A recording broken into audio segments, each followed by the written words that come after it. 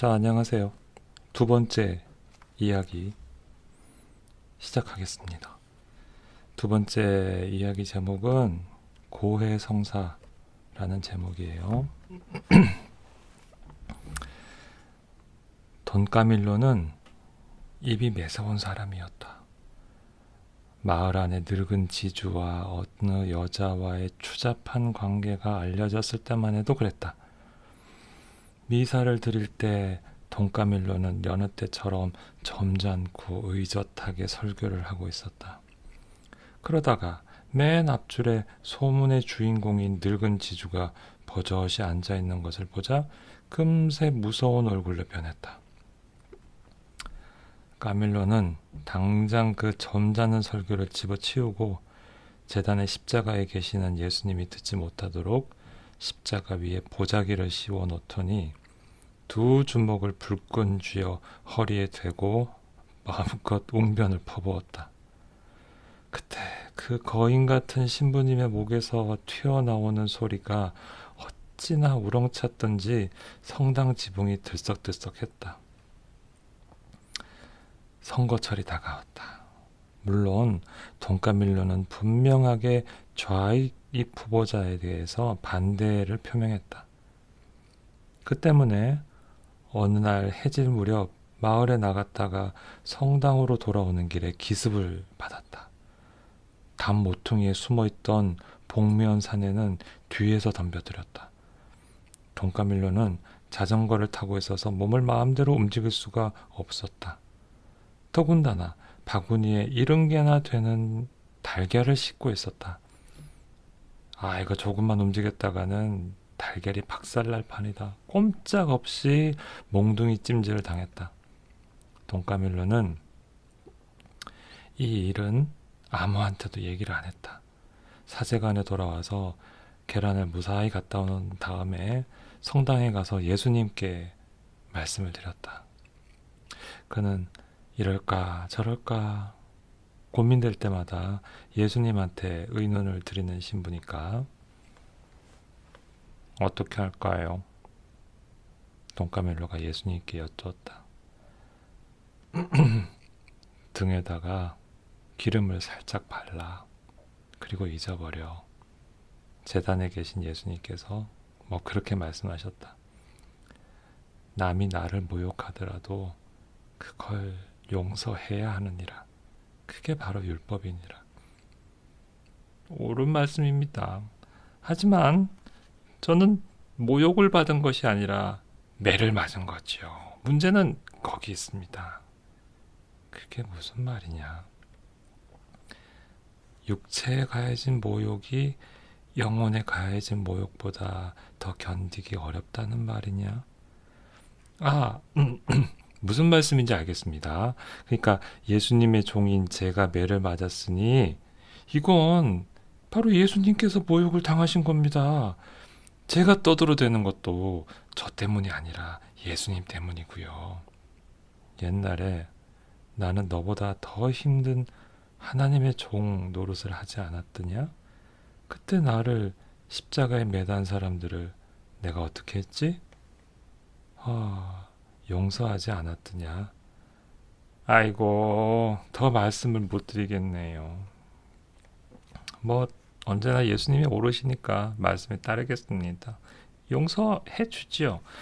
하지만 제가 아무 말도 못하는 것을 보고 나를 호박 같은 사내라고 업신여기고 다시 또 때리러 오는 일이 있다면 예수님한테도 책임이 있다는 걸 잊지 말아 주십시오.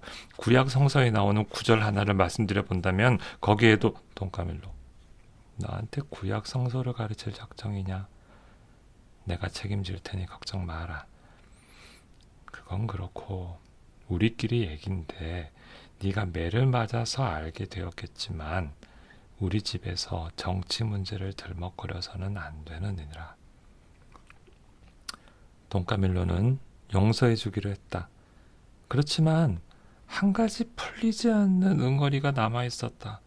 도대체 누가 감히 자기를 때릴 수 있었는지 그자의 정체를 알고 싶은 궁금증이었다. 얼마가 지난 후 어느 날 밤이었다. 돈까밀로가 늦게까지 고해소에 앉아 있을 때 고해소 창살 사이로 극좌파의 우두머리인 빼뽀네의 얼굴이 보였다. 빼뽀네가 고해 성사를 하러 왔다는 것은 보통 일이 아니었다.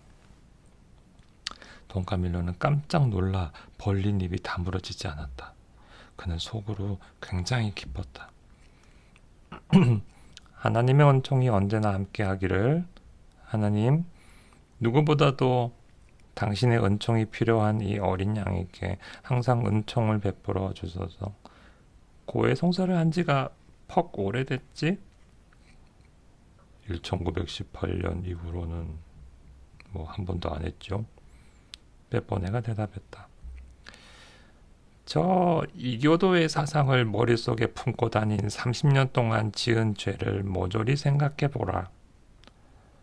예, 아주 많습니다. 예를 들면 신부님, 저 2달 전에 신부님 때렸습니다. 그건 중대한 일인데 그때는 하나님의 종을 모욕함으로써 하나님을 모욕한 거야. 저는 회개하고 있습니다. 게다가 나는 하나님의 종으로서가 아니라 정적으로서 당신을 때리는 거요. 한순간의 잘못이었습니다. 그 사건하고 저 흉악한 정당에 가담한 일 말고 다른 죄는 없는가? 빼뽀네는 모조리 털어놓았다. 그렇다고 별 대단한 죄는 없었다. 돈까밀로는 주기도문과 아베 마리아를 20번 낭송하여 보속을 하도록 했다. 빼뽀네가 보속을 하기 위해서 꿇어앉자 돈까밀로도 제단 앞에 꿇어앉았다. 예수님, 용서해 주십시오. 아무래도 저놈을 한 대 때려줘야만 속이 좀 풀리겠습니다. 다시 생각해봐라. 예수님이 대답했다. 나도 그들을 용서하지 않았는가? 너도 용서해야 하느니라. 그도 바탕은 선량한 사람이다. 예수님, 빨갱이들을 믿으시면 안 됩니다. 저놈들은 음흉하기 짝이 없는 놈들입니다.